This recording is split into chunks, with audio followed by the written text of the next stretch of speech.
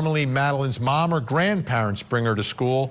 She does not recall a time when Stefan has ever brought Madeline to school. So that's from her friend. Let me bring in our experts and our guests. Joining us in Orlando, Florida, psychotherapist and CEO of Life Counseling Solutions, Dr. Janie Lacey. True crime live streamer on YouTube, Gray Hughes of Gray Hughes Investigates, who yesterday released a brand new episode diving into all of these Madeline Soto documents. Check it out after the show. Not before, but after or during.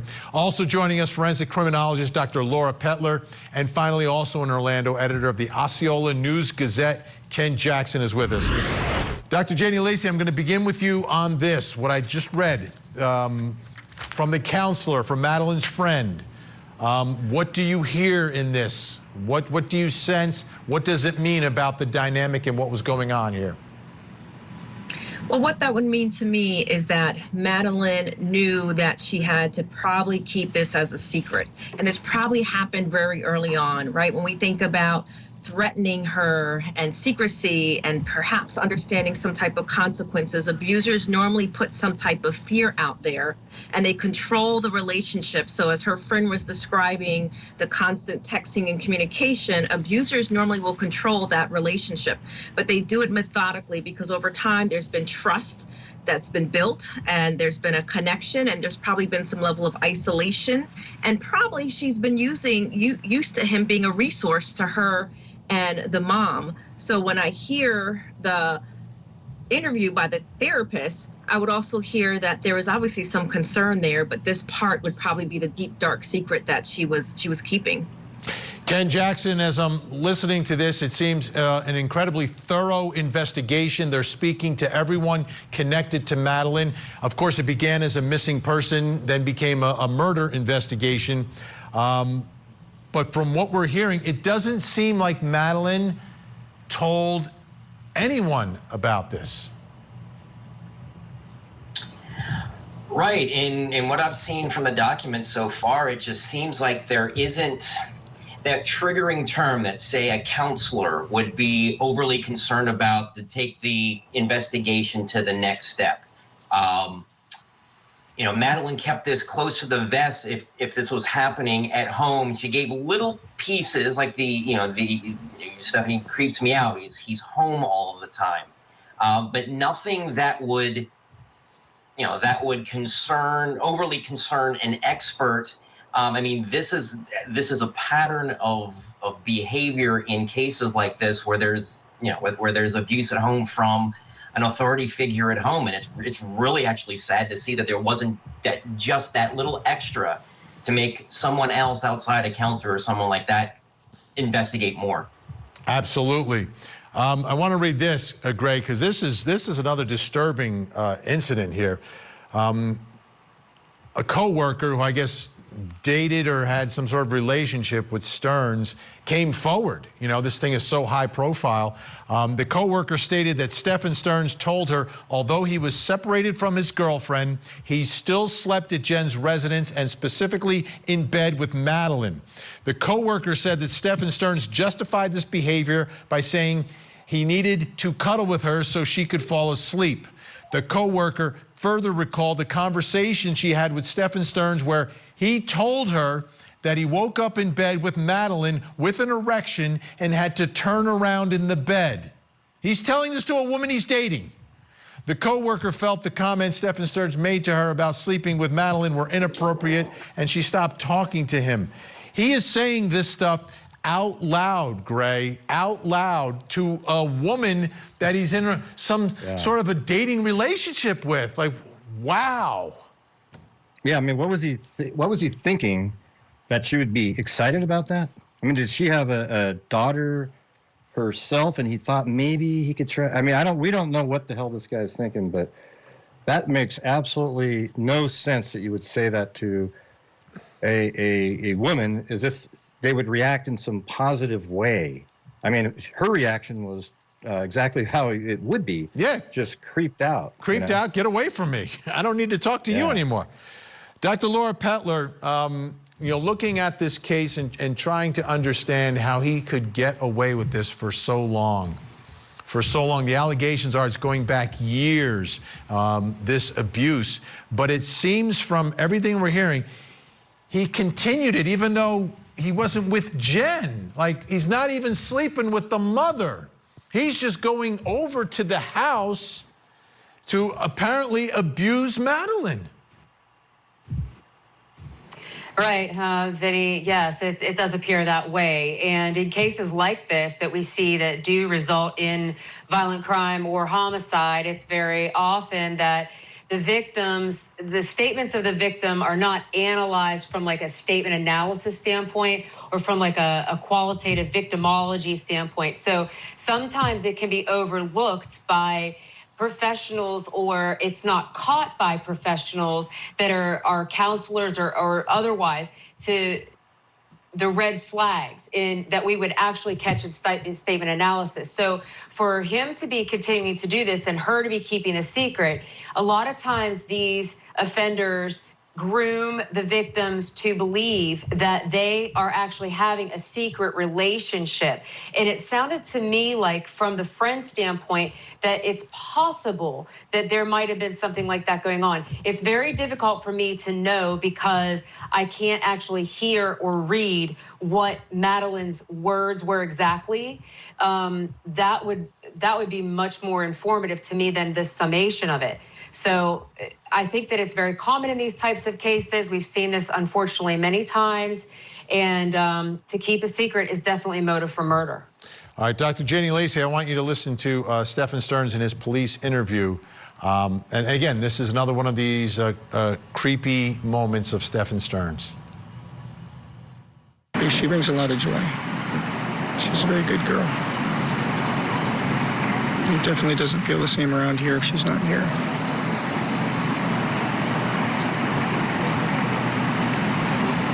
She was so happy, too. She was looking forward to my visit here. She was looking forward to us all being together. She was just happy. She was just very happy.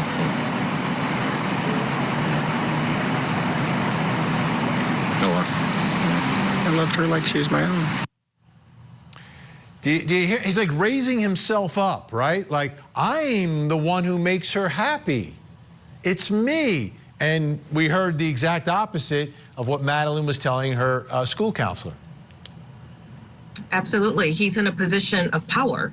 So him and these statements are very delusional, and probably was projecting onto her what he wanted in this delusions, because we know the absolute, her words from the therapist, uncomfortable, and him being in the home. So we know that her reality was very different, but he was in a position of power.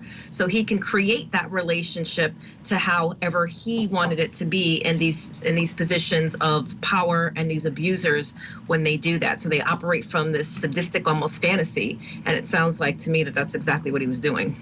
Dr. Janie Lacey, appreciate your time tonight. Thank you so much. Our other guests are staying with us. When we come back, we are going to take a look at some new information that we're learning about Stephen Stearns. Again, there are hundreds and hundreds of documents. We're going through it piece by piece, but we have some real insight coming up next.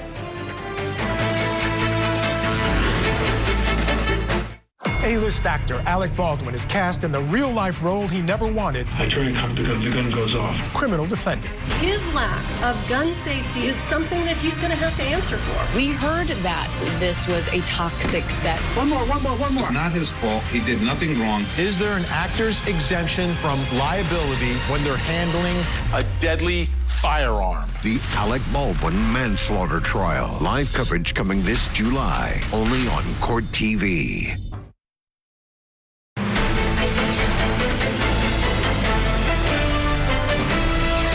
We have a very strong bond. But, you know, I'm the person she goes to when her mom gets in a fight with her and she needs someone to comfort her. And like, I'm that person for her, you know. This girl knows nothing but love here in this house. Once again, Stephen Stearns raising himself up. I am the great one here. It didn't take long for investigators to uncover and peel back all these lies that he is telling right out of the gate. Take a look at this from his police interview on February 28th. While speaking with Stefan, I noticed he was wearing a blue shirt. In the videos from earlier in the day, Stefan was observed wearing a red shirt. Stefan stated he had not changed clothes since the previous morning and did not believe he had showered either. Let's bring back in our guests, Gray Hughes from Gray Hughes Investigates, Dr. Laura Petler and Ken Jackson. Ken, it seems very quickly they are able to uncover a bunch of lies here from Stefan Stearns. I mean, that is something that is so obvious, and so quickly they are onto this guy. Yeah, well, it's funny. In the first couple of days of this case, you know, he was interviewed multiple times, interviewed by detectives, by police, by the media, and I'm sure that saying these things over and over, they became pretty rehearsed. Well, like we said, you know, these things the stories have unraveled. I mean, you know, we hear him in the interviews. You know, she was looking forward to my visit. This is the same girl that said that, well, he creeps me out when he's at my house. I'm the person she goes to. She knows nothing but love. Well, we've seen the multiple number of allegations against him that all of these things he was saying, it's all a cover-up. Huge cover-up, and not just, you know, like making himself out to be the best part of Madeline's life. And this was it couldn't be less true. It's the exact opposite of that. Gray, this one really jumped out to me too, where Stefan Stearns allegedly spying on his roommate. It should be noted, prior to the search of Stefan's apartment, I was advised there were photographs located on Stefan's phone where he appeared to record his roommate in secret. While at the apartment, I was able to utilize Stefan's cell phone and recreate the angle and contents of the photographs by placing his cell phone under the crack of the roommate's bedroom door. Wow. Do we have any more context for what's going on here? We actually do, and you know what? You almost read my mind. It's absolutely unbelievable. I was going to talk about that specific thing because I interviewed 4 different people that were friends with Stefan Stearns, and that's the video that I just re-released again.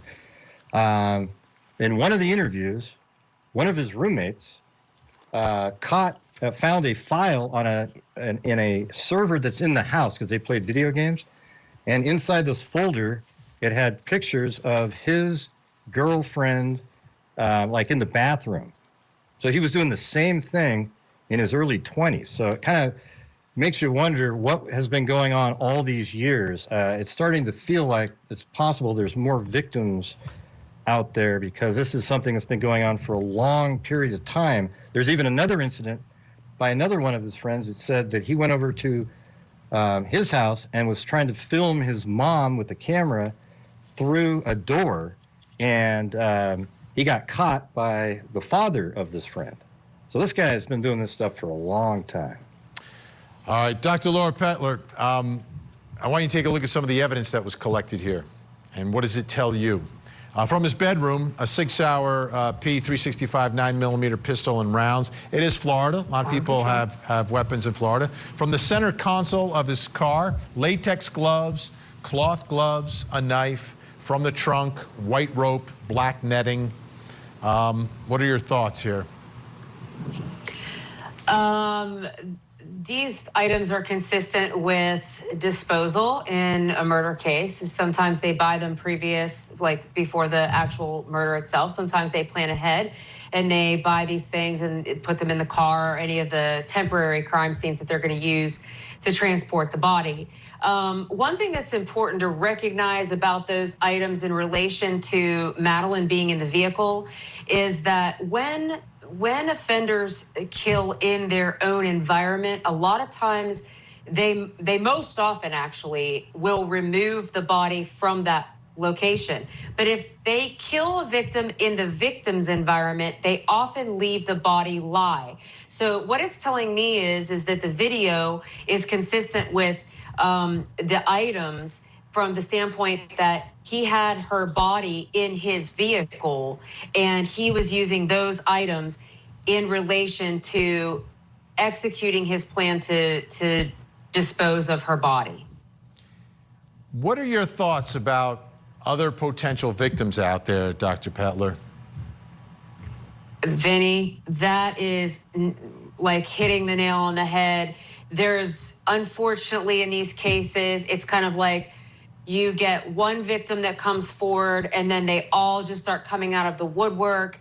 And I would not be surprised to see that in this case. It's very common to see them hide cameras in bathrooms, above the toilet, in front of the toilet. Any angle that they can get to capture those types of images of other people that they're actually not sexually abusing physically. So like all of this goes hand in hand with being a sexual deviant, being a sexual sex offender type person that has these challenges and these issues that he clearly is dealing with, and then masking them under the guise of this gaslighting type power and control facade of, you know, I am so great and I am doing all this for all of these victims. It's, unfortunately, we hear that a lot from sex offenders. I'm just going to put this out there, folks. Stearns caught with some form of lotion. At approximately 11:30, I assisted with searching a room in the residence on the second floor, identified by a chrome number 4 on the outside of the door. Inside of the room, I located a black backpack, which had one orange bottle of Solo lotion in it. The back of the bottle identified the product as masturbation cream. Does anyone want to say anything about that? We can just leave it there. It goes hand in hand with everything else that we've heard. Yeah. Go ahead, Dr. Petler, did you have something on that? Yes, I mean, another behavioral pattern that we see in these types of offenders is where they actually will go and sit somewhere and watch other types of victims, you know, where they're not actually physically assaulting them, but they're in their own contained space, they're in their own vehicle, and they're watching them such, say, for example, a park or a parking lot or somewhere else where they can actually see what is triggering them, what is sexually arousing them, and then, of course, the items there are used for their own means. All right, everyone's staying with us. Coming up next, we're going to track Madeline's body and where it was transported, what we have found out, and the state of the body and what it tells us.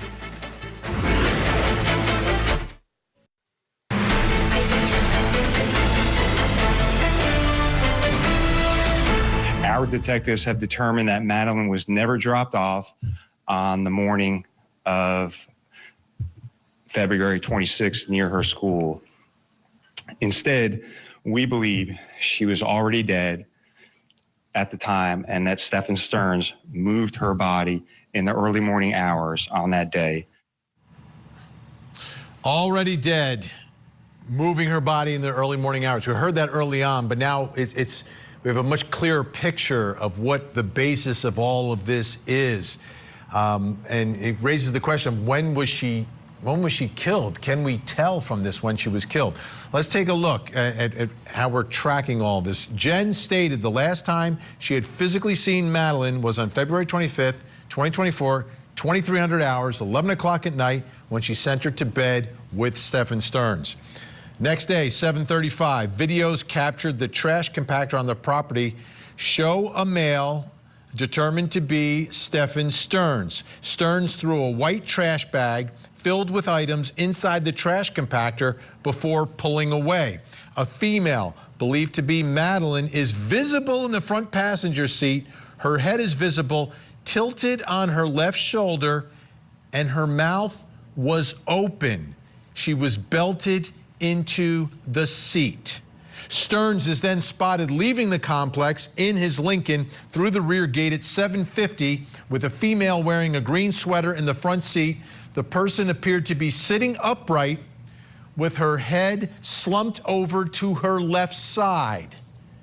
8:19, the Lincoln appears at the front gate, and Stearns interacts with the security guard before being allowed to enter. 8:31, he leaves through the rear gate, again with a female and the front passenger completely slumped over to the left. Then this is the big one that we learned. 9:40, the vehicle turned into the Holiday Inn Club Vacations property, proceeded to the parking garage. Male exits the vehicle, opens the trunk, walks to the front passenger side, opens the door, and carries what appears to be a limp body to the trunk of the vehicle. Then witnesses see him pull off of Hickory Tree Road, tire iron in his hand. The witness made eye contact, stated he was not exactly sure, but it was around 13:20, 1:20 in the afternoon. Let's bring back in our guest. We have one more expert we're adding to our panel. A board-certified forensic pathologist, Dr. Priya Banerjee, joining the rest of our guests, Gray Hughes, Dr. Laura Petler, and Ken Jackson. Dr. Banerjee, let me ask you this. I'm going to describe the way she's being described, and from this, what does it tell you? Again, tilted on her left shoulder with her mouth open, belted into the seat. Then next, she's seen upright with her head slumped over to the left side. Then she is seen completely slumped over to the left. And then an hour after that, an hour and 10 minutes after that, her body is limp as she's carried out. At what time could this murder have taken place if all of these things begin at 7:35 in the morning and she's still limp at 9:40? Probably, I mean, what you're getting at is what rigor mortis or postmortem changes. And so we have to think, you know, that usually starts 2 hours or so after death. So I'm thinking he killed her and then put her in the car, making it look like she's sleeping, trying to fool everybody, right? And then has this whole incident with the tire iron. Well, let me ask you this. Would the body be limp like that if she's murdered the night before, 6.5 hours beforehand? I think that's less likely. You know, I think it was more towards the morning because your rigor mortis in general forms 8 to 12 hours and has really peaked 12 to 24 hours. So we would be hitting that real stiff period, barring any other exposure or, you know, chemicals, whatever, if it's going more textbook, if you will. And so I think, you know, this young, healthy girl was probably killed closer to the morning. I'm not saying she wasn't hurt or harmed in any way prior to that, but absolutely killed was probably closer to the morning. Okay, Gray Hughes, 8:19. Why is he going back at 8:19 and then leaving at 8:31? Because to even get into the complex at 8:19, he's got to speak with the security guard, and she's got to be right next to him.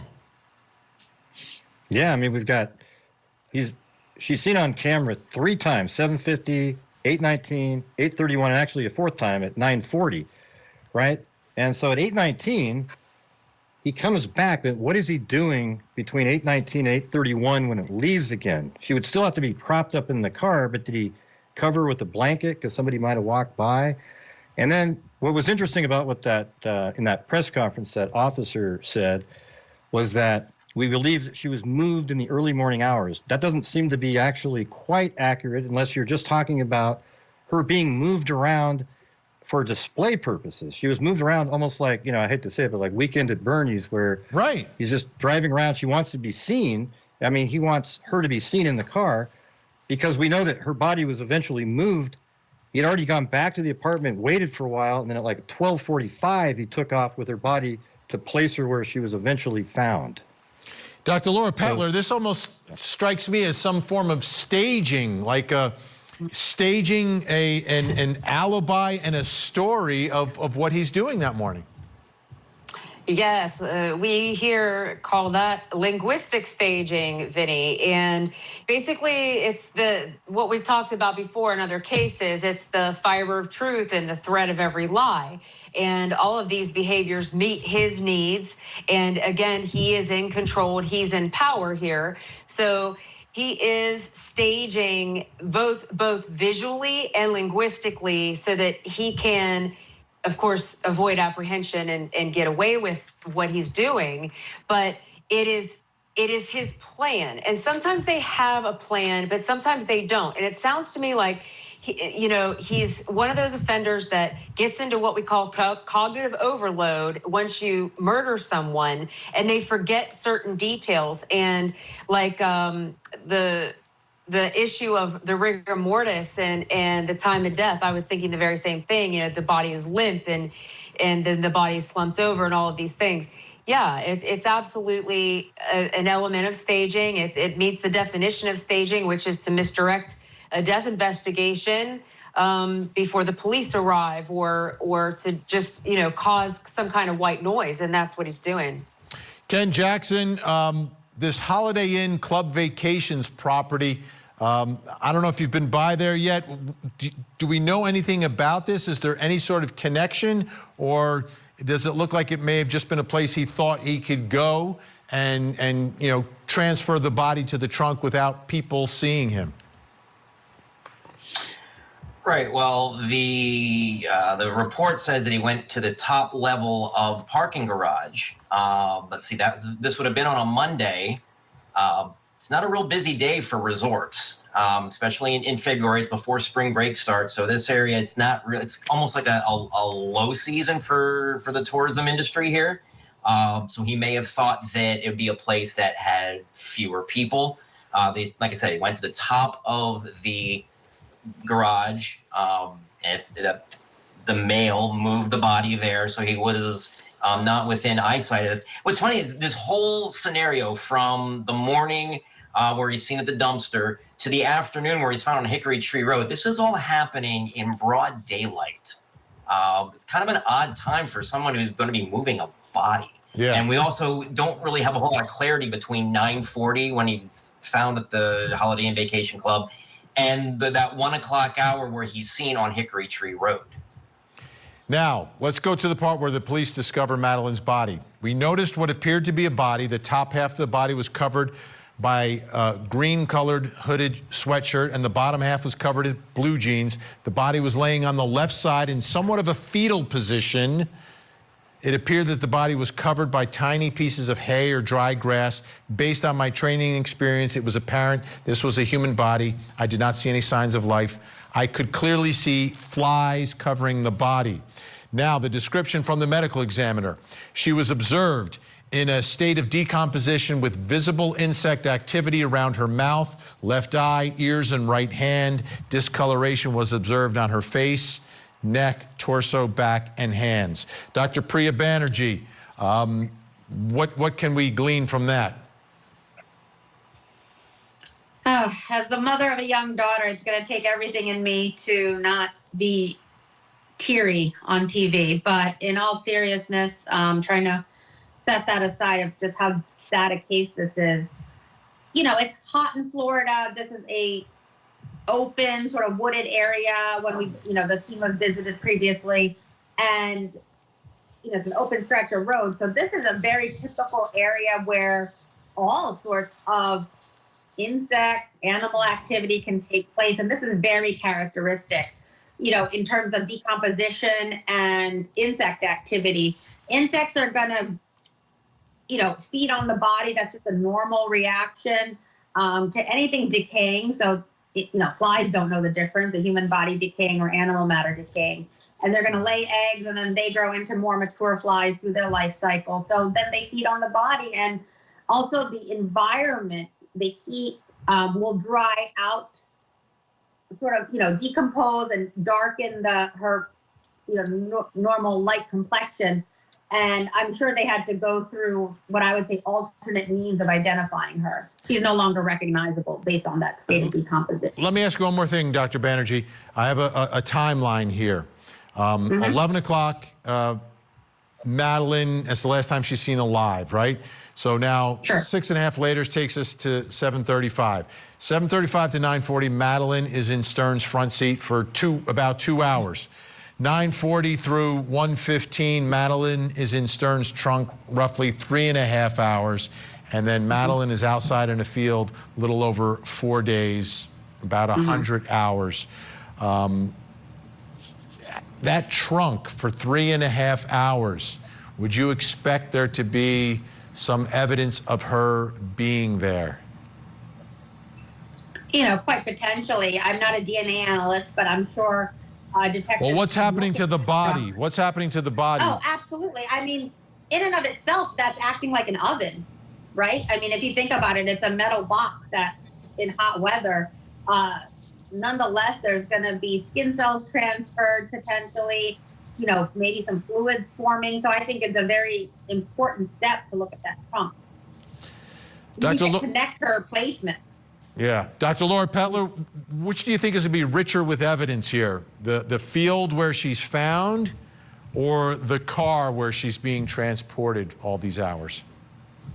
The car, simply because it's going to be indicative of, again, time of death.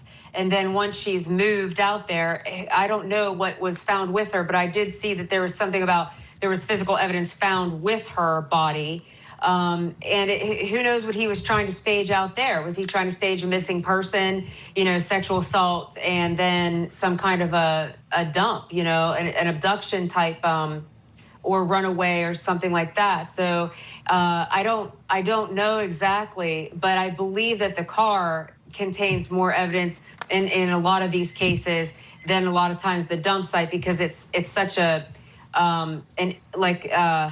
from the forensic path standpoint, same thing. There's such a large amount of decomposition and animal activity.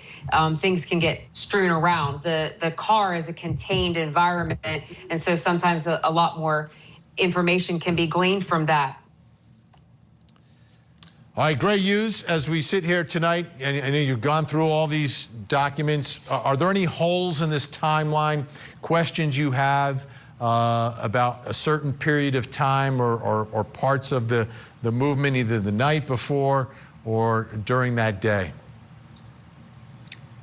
I mean, we're not really going to get the answers of every little thing that was happening in the in between, like 11 o'clock at night and 7 in the morning. But just listening to this conversation right here, it's made me really start wondering about something.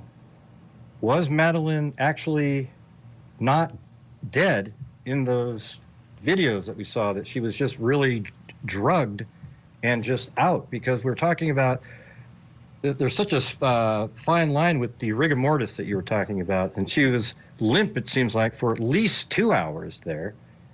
So she would have had to have been killed at like 5 in the morning to still be limp when she was carried out of the car. Yeah. To put in the trunk. Wow. So isn't that interesting? I mean, yeah. Maybe in that hotel he actually strangled her and then put her into the trunk right then. Dr. Priya Banerjee, Gray Hughes, Dr. Laura Petler, Ken Jackson, thank you so much for your valuable time and your great insight. We'll do it again. When we come back, a new case involving a grandmother attempting to protect their grandchild and her daughter, but now